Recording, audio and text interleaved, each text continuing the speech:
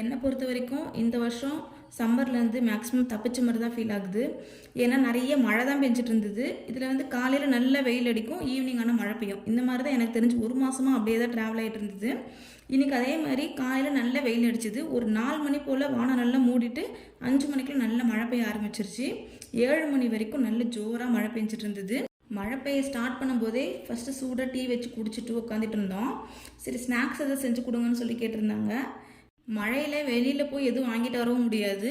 வீட்டில் இருக்க பொருளை வச்சு என்ன செய்யலான்னு யோசித்தேன். சரி ஓகே, வெங்காய போண்டா போட்டுடலாம்.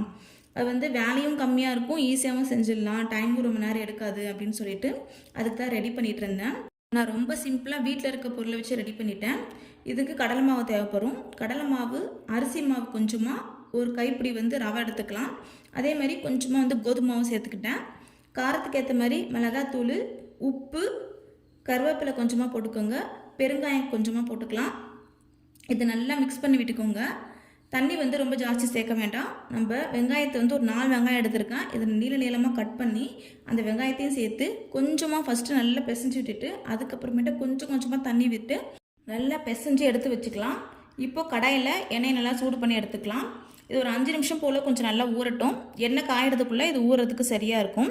எண்ணெய் நல்லா காய்ச்சதுக்கப்புறம் நீங்கள் போண்டா மாதிரியும் போட்டுக்கலாம், இல்லை கையில் வந்து வடை மாதிரி தட்டி போட்டாலும் நல்லாயிருக்கும். ரொம்ப கிறிஸ்பியாக டேஸ்ட்டாக சூப்பராக வந்துருந்தது. வேலையும் ரொம்ப நேரம் இழுக்காது. இதுக்கு தேவையான பொருளும் வீட்டில் இருக்க பொருளை வச்சு ஈஸியாக ரெடி பண்ணிக்கலாம்.